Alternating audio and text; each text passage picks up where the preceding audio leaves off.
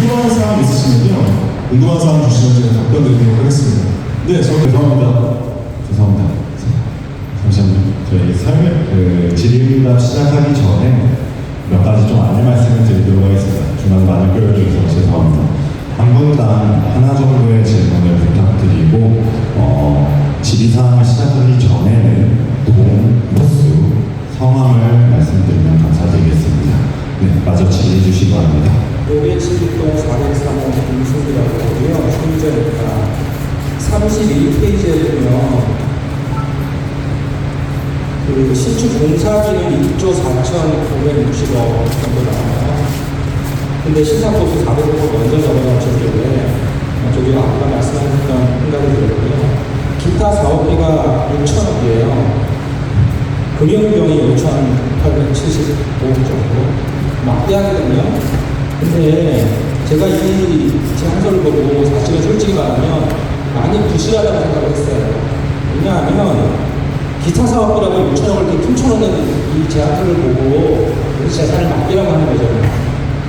그리고 아까 말씀하셨듯이 굉장히 많은 사업들을 하고 계신데 이제서야 담당 팀장님이 오셔서 이 사업을 책임지겠다고 하셨는데 저희가 내는 돈이 400억이고 400억이면 매달 3, 4억씩 나가는 돈이에요.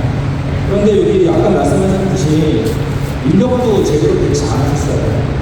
사업 많이 하신다고 하셨는데 왜 미리 이런 걸 안 하시고 나중에 저희가 막 요구를 하니까 이렇게 하시는지 저는 굉장히 그 의구심이 드는 게 지금 앞에서 말씀 잘 하시는 팀장님 계신데 이 팀장님께서 계속 이 사업을 잘 팔로우 하시겠다고 하시겠지만 이 프로젝트의 PM이 제대로 있었는지 이 제안서를 제대로 썼는지 많이 의구심이 들어요.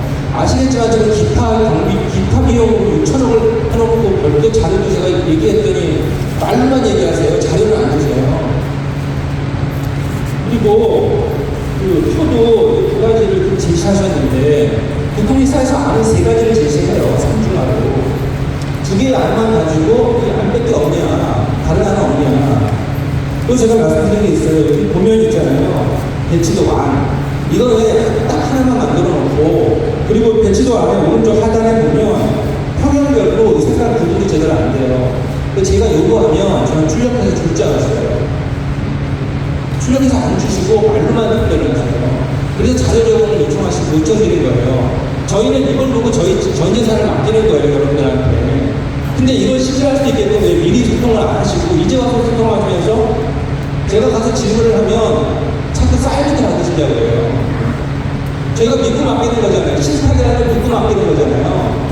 근데 왜 미리 안 하시고 시간이 많이 있었는데 미리 이렇게 준비하셨으면 저희가 시간 깨지지 않았을 텐데 저는 솔직히 굉장히 시대가 깨진 게 시간이 없던 게 아니에요. 미리 소통하시고 미리 준비하시고 이 자료를 꼼꼼히 보셨습니다. 근데 이 자료를 보면 솔직히 말하면 사업자의 제안서도 이렇게 안 만들어요. 저는 건축이 아니라 정보 시스템 프로젝트를 했던 사람인데 사업자의 프로젝트도 이런 식으로 제안서를 만들진 않아요. 참여 인력도 적어놓지도 않고 예산을 tum쳐놓고 5천원씩 해놓고 세무 자료 달라니까 주지도 않고 그래서 시세가 깨진 거예요. 지금 팀장님 오셔서 풀타임으로 참여하실지 파타임으로 얼마나 스쿼드로 참여하실지 여기 이 프로젝트를 담당할 PM이신지 정확히 잘 모르겠어요. 저희는 전 재산을 걸고 400억을 드리고 신상을 맡기는 거예요. 근데 지금은 설명을 잘 하시지만 사후라고요. 사후 사전에 왜 못하셨어요? 이런 식으로 분란이 일치 제안서를 주시고 이거 제안서잖아요. 선거를 하면 여러 입후보자를 비교를 해요. 이거 단독 입후보잖아요. 저희는 의식이 들 수밖에 없어요. 단독 사업자를 지정을 하니까 저희한테 이렇게 하는구나. 이것도 계약해놓고 잘못되면 40억 얘기하시잖아요. 제가 볼 때 여기 특약사항 같은 게 많잖아요. 이 특약사항은 물론 당연히 신탁사를 위한 특약사항도 있겠지만 저희를 위한 특약사항은 왜 없습니까? 저희 변호사도 필요하잖아요. 지금 갈등이 많으면 갈등 조정할 전문가도 필요하잖아요. 그렇죠? 우리 소통할 수 있는 홈페이지도 없어요. 그냥 게시판으로 좀 올리고 있어요. 그런 거 미리미리 준비하시면 그런 선거적인 일이 없을 텐데 왜 신뢰를 잃고 나서 그리고 자료를 안 주고 숫자 하시겠다고요. 아니 4조 이건 전체가 얼마짜리면 4조 4천억짜리 프로젝트예요. 어떻게 제한되는 있다고 했습니까? 지금 질문이 아니라 지금까지 저희가 느끼신 거에 대한 총평을 말씀하시는 것 같아요. 저거 제시한 거 있잖아요. 자료 내려주세요. 6천억에 대한 자료. 네, 잠시만요. 지금 질문이 아니라 어느 정도에 대한 총평을 말씀하시고 죄송하다는 말씀을 드리겠고요. 지금 제가 봤을 때 세 가지를 말씀하신 것 같아요. 책자에 대해서 일단은 우리가 공사별표에서 사업비에 대한 내용이 있는데 그거에 대한 세부적인 내용이 없다는 말씀을 주신 것 같습니다. 그리고 두 번째, 이런 소통 자리에 대한 부재가 있고 그 다음에 직원들에 대한 PM이 있는지 그 다음에 직원들이 실질적으로 여기가 풀타임으로 근무를 하고 있는지 향후에도 할 수 있는지에 대한 의문도 있고요. 그리고 기타 사항으로는 우리 책자에 대해서 단지 배치도나 이런 것들이 왜 하나뿐이 없는지 옵션은 없는지 이런 것들에 대한 충분히 말씀하신 것 같아요. 그러면요, 이 세 가지에 대해서 좀 말씀을 드리겠는데요. 6천억에 대한 기타 사업비는 저희가 기타 사업비로 표현이 되어 있는 것 같습니다. 저희가 전체 회의 때 이제 시행자가 된다는 전체 회의 때 그 내용에 대한 바라시를 해가지고 연도별 사업비, 그 다음에 전체 사업비, 총괄 사업비에 대한 내용을 바라시 해가지고 여러분들에게 또 배포를 할 예정입니다. 그런데 그럼에도 불구하고 지금 말씀하셨기 때문에 저희는 기타 사업비에 대한 세부적인 내용을 정리해가지고 여러분께 드리겠습니다. 저희가 감정평가사에서 나와 있는 비례율이나 사업성하고 달리 저희는 경험치에 의해서 들어갈 금액에 대해서 저희가 선정을 한 것이거든요. 기타 사업비 중 하나에 대한 예시를 들어보면 어떤 분은 그렇게 말씀하십니다. 지금 공사비 810만 원이 가정 가능하냐고 저희에게 여쭤봅니다. 저희 기타 사업비의 항목에 들어보면은 저희가 공사비에 대한 물가 상승 비용이나 특화비에 대한 내용이 포함되어 있습니다. 이런 식으로 저희가 조금 더 세부적으로 표현을 했으면 이런 오해가 없었었는데 좀 세부적으로 표현 못하면 다시 한번 사과드리고 내용을 정리해드리겠습니다. 두 번째, 지금 신탁사업 여러분들에 대한 소통에 대한 홈페이지 같은 얘기를 했습니다. 그래서 저희가 죄송한 말씀인데요. 저희가 시행자가 고시가 되게 되면은 경기도에서 저희 홈페이지에 대해서 경기도에서 쓰는 홈페이지가 있습니다. 저희 이제 시행자가 돼야지만 권한이 부여받기 때문에 그런 부분은 좀 저희가 죄송하다는 말씀드리고요. 세 번째, 단지 배치도에 대한 왜 옵션, 플랜 B에 대해서는 없냐는 말씀에 대해서는요. 이 단지 배치도는 아까 제가 다시 한번 말씀드리지만 특별 정비 구역 때 나와 있는 그냥 계략적인 건축물 배치도입니다. 실질적으로 그 배치도는 요시기의 윤역사가 고용한 설계사가 그린 거고요. 이제 저희가 전체 회의를 통해가지고 설계사를 선정해야 됩니다. 그때는 아까 말씀하신 대로 공모 방식이든지 이런 걸 통해가지고 조금 더 특화의 계획이나 현실적인 내용을 반영하겠습니다. 말씀이 길어졌는데요. 이런 지금 그 사업 이런 거에 대해서 추가적으로 요청하신 자료가 있으면 얼마든지 즉각적으로 반응하겠습니다. 지금 뒤에 계신 분.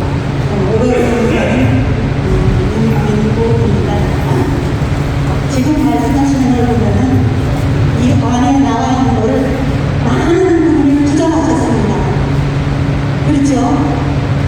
이번에 나오는 책자에 있는 내용이 많은 부분을 시행에 부정하면서 그렇게 해야겠다 하셨습니다. 그렇죠? 그렇지 않습니다. 그래서 동의서를 받는다고 그러는데 이 나온 책자 아니라고 동의서를 받는 거 아니에요? 질문하시면 잘 할까요? 책자의 기본적인 데이터 가지고 받는 건 맞고요. 두 번째는 부정한 내용이 아니라 지금 있는 숫자 같은 경우는 확정이 아니라 법에 의해서 향후에 진행된 변동성에 대해서 말씀드린 겁니다.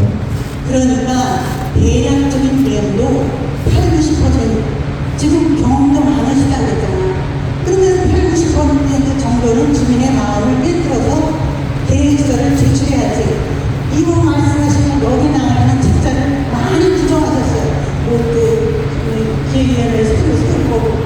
그런데 이 안에 대한 동의서를 받는 게 아니네요. 예. 동의를 할 수가 없지요.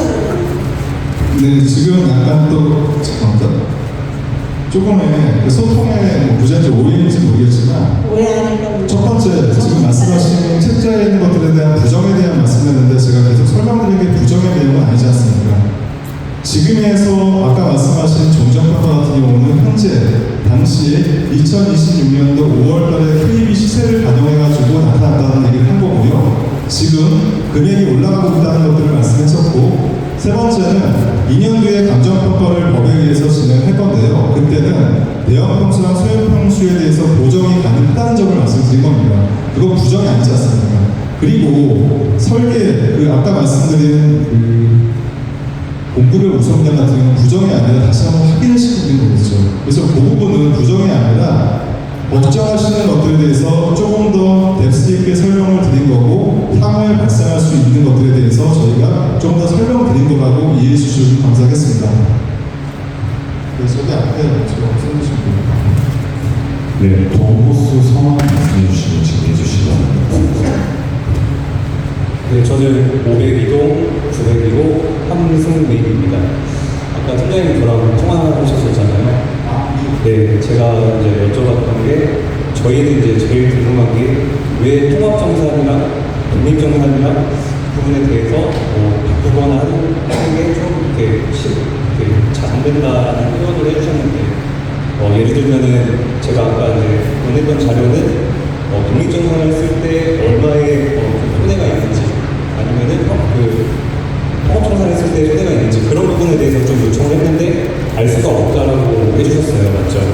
알 수 없다는 표현이 아니라, 지금은 아까 말씀하신 대로 건축물의 배치나 평화대 확정하지 않았고, 비용이나 수익에 대해서 확정할 수 없기 때문에 오해를 불러드린다고 말씀드렸죠. 정확하군요. 네, 그래서 이제 통합정산이 유리한 건지 독립정산이 유리한 건지 알 수가 없기 때문에 이제 신탁사도 모르고 저희도 모르잖아요. 그래서 아까 이제 공구별 유선 분양 가능을 넣었던 것처럼 저희가 봤을 때는 그 별도 정산도 가능하다라는 문구를 계약서나 아니면 정관에 넣어주시는 건 어떠실지. 그 부분은 아까 통합 협의서 한번 부탁드릴게요. 지금 여기는 저희도 독립정산이나 통합정산에 대한 이슈가 있다는 걸 알고 있습니다. 그런데 일단 원칙론적인 걸 하나 말씀드리면은, 저희가 여기 보시면 통합정비 협의서에 공구별 우선 분양을 표현한 만큼 여기 통합정산이라는 것들을 포함해가지고, 지금 여기 통합정산이라는 걸 표현해가지고 우리가 특별정비구역을 받았고 여러분들의 동의를 획득했습니다. 일단 이게 기본 원칙에 대해서 말씀드리고요. 두 번째, 통합정산과 독립정산에 대한 내용 자체를 보시게 되면요, 네, 실질적으로 기본 원칙을 하나 말씀드렸고요. 두 번째는 이제 실무적인 얘기를 말씀드리겠습니다. 저희는 좀 분당 같은 경우는 분당의 대형 단지는 대부분 독립전원제, 제자리 재건축을 택해서 하고 있는 걸 알고 있습니다. 그런데 저희 같은 경우는 분당이랑 다른 게, 우리가 기부진압이라는 걸 해놨습니다. 그 기부진압에서는 토지와 현금을 내놓는 사실이 있는데, 저희 같은 경우는 공공기여를 분당처럼 100% 현금으로 납부한 게 아니라 토지와 현금으로 비율로 나눠서 납부를 했습니다. 그러다 보니까 1단지 같은 경우에 보면은 공원 확충에서 표현이 되어 있죠. 이런 것처럼 일단 물리적으로 공공기여율에 대해서 특정 단지에서 이런 부분을 차지했다는 점을 말씀드리고요. 그리고 두 번째는 실질적으로 통합정산을 하기 위해서는 사전 합의라는 게 필요했습니다. 저희 같은 경우는 지금 통합정산보다는 독립정산보다는 통합정산으로서 4단지의 합의가 이루어졌습니다.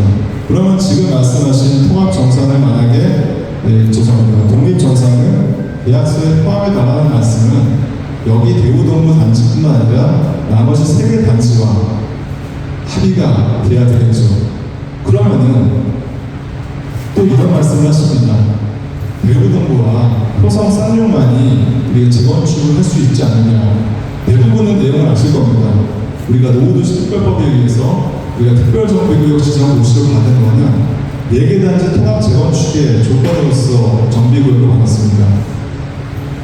이 부분은 쉽게 얘기해서 만약에 별도의 단지에 재건축을 한다면 지금 정비구역을 다시 없애고 선도지구에 대한 특혜도 없앤 다음에 시청에다가 그거를 우리가 개별 재건축을 해줘야 된다라는 것들에 대한 새로운 인허가를 받아야 됩니다. 결론적으로 말해서는 이건 정말 불가능하다고 제가 말씀을 드릴 수 있습니다. 그리고 독립정산 같은 경우는 어떤 특정 단지가 통합재건축 350개의 용적률을 받는데 어떤 단지는 적게 받을 수도 있고요. 어떤 단지는 배치상으로서 높게 받을 수도 있습니다. 두 번째, 종전 용적률 같은 경우도 뒷단지, 저건평형 단지가 좀 낮습니다. 그리고 앞단지, 배우동보다 협상력이 조금 더 기존 용적률이 높지요. 이런 복잡한 내용 같은 경우를 우리가 해소해야 됩니다. 두 번째, 독립정산을 하기 위해서 각각 구역별로 여러분들이 분양 신청을 하고 남은 것들은 일반 분양을 해야 되지 않겠습니까?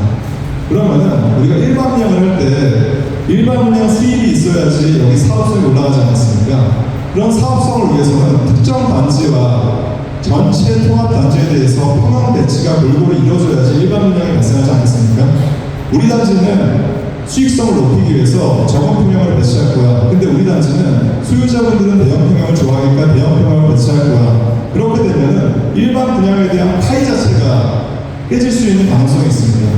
제가 길게 말씀을 드렸는데 두 가지만 말씀드리겠습니다. 독립종사에 대해서는 된다 안 된다의 그런 내용이 아니라 이미 우리는 시작할 때부터 통합 정산에 대해서 여러분들과 나름대로 네 단지 합의를 해서 진행을 했고요. 만약에 그럼에도 불구하고 4개 단지가 향후에 독립정산을 하겠다라는 의지가 있으시면은 아까 말씀하신 대로 건축에 대한 배치가 완료가 되고 수익과 비용에 대해서 어느 정도 확정이 됐을 때 유분리를 따진 다음에 4개 단지가 합의해서 진행을 해야지만 가능하다고 말씀드리겠습니다. 예.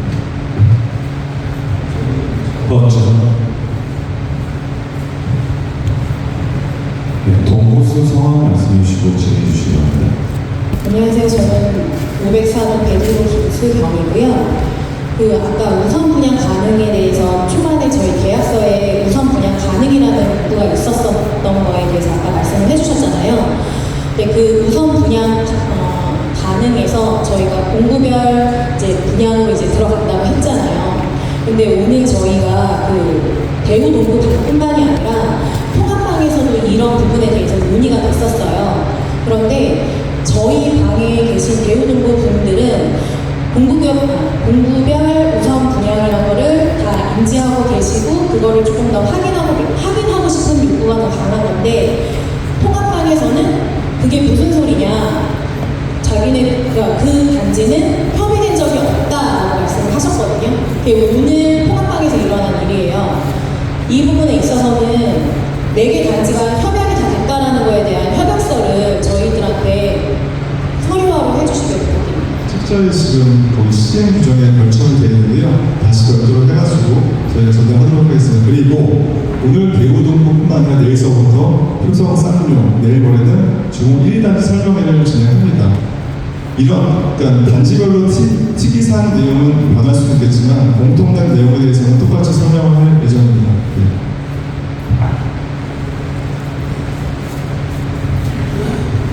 동호수 성함 말씀해 주시고 진행해 주시기 바랍니다. 일단 기타 경비 항목 그 PPT 좀 띄워주실 수 있어요? 기타 항목 나와 있던 그 PPT 네. 잘 나오세요. 다른 게 아니고 이주비 문제인데요. 아까 그 이주비 항목이 있더라고요.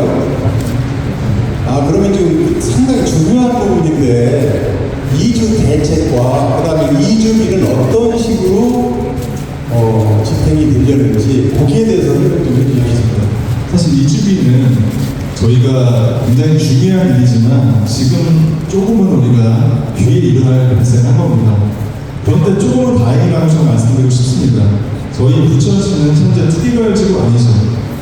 그러면은 다른 서울이나 다른 선도지구 같은 경우는 대부분 투기과열지구로 지정이 됐는데 이주비에 대한 차이가 발생합니다.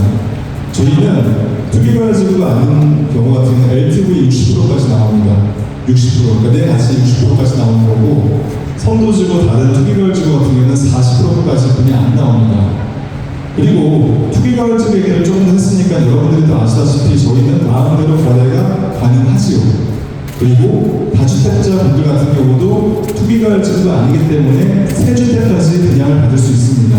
이러한 우선권이 좀 있습니다. 그렇기 때문에 투기과열지구가 지금 어저께 북한 같은 경우도 투기과열지구가 지정됐다고 하는데 그러한 규제를 피하기 위해서 빨리 사업을 진행하는 것도 하나의 이유고요. 이주비 시스템은 나중에 관리 처분을 하게 되면, 인가를 받게 되면은 이전에 우리가 정전평가를 받는다고 하지 않았습니까? 그 정전평가의 베이스로 해가지고 지금은 60%까지 우리가 받을 수 있습니다. 그리고 두 번째로는 부족한 부분에 대해서는 우리가 나중에 시공사를 뽑지 않겠습니까?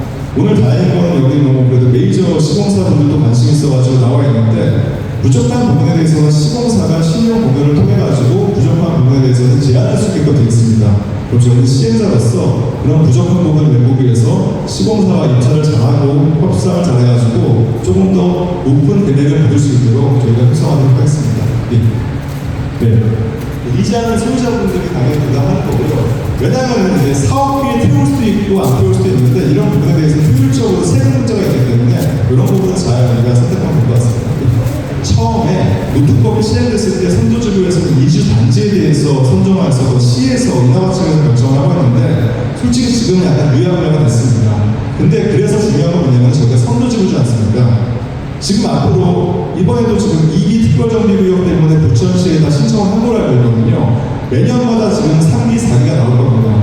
그럼 어떻게 되겠죠? 선도지구가 그나마 제일 치고 나갈 거고 빨리 사업을 하게 되면은 남아있는 이주단지가 있겠죠. 근데 계속 공사를 하고 끝에 사업을 진행하면 이주단지도 없고 이주 갈 수 있는 확률이 적지 않습니까? 그렇기 때문에 선도지구는 혜택도 굉장히 혜택도 많고요. 두 번째는 선도지구에 대한 지위를 유지하기 위해서 빨리 사업을 진행하는 것도 중요하다고 말씀드리겠습니다. 네, 지금 뒤에 계시는 죄송합니다. 뒤에 놓쳤어가지고 동호수 성함 말씀해 주시고 질의해 주시죠. 네, 512동 604호 강현정입니다.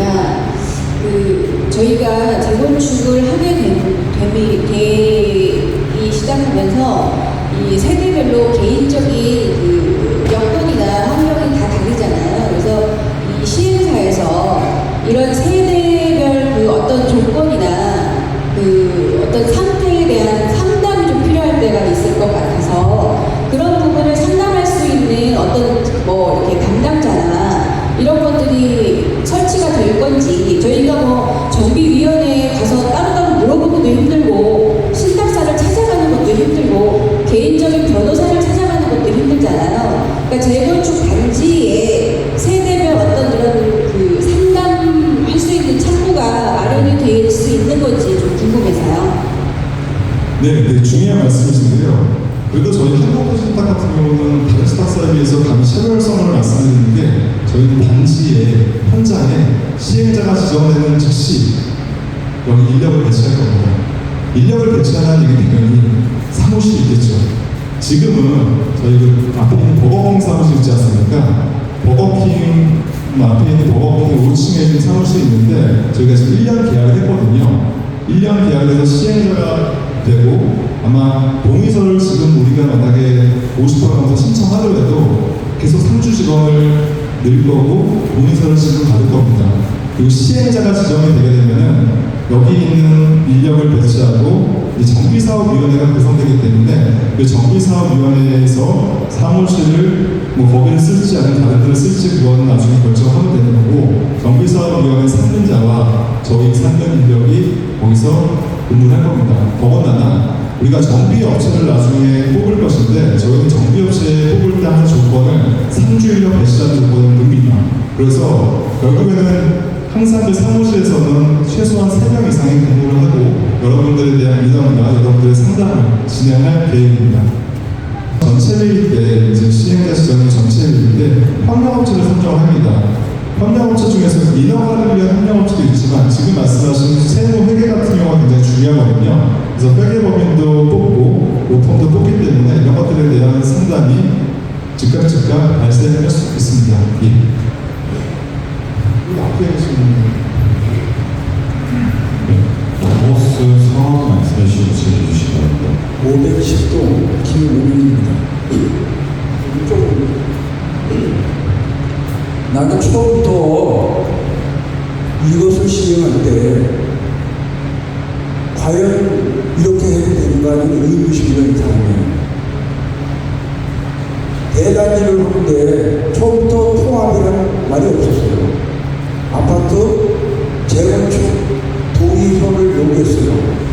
네? 그래서 아파트 동선 요구 올 때, 여기 수건을 갖고 있는데, 선도 지구 지정 주민 동의 협정을 해가지고,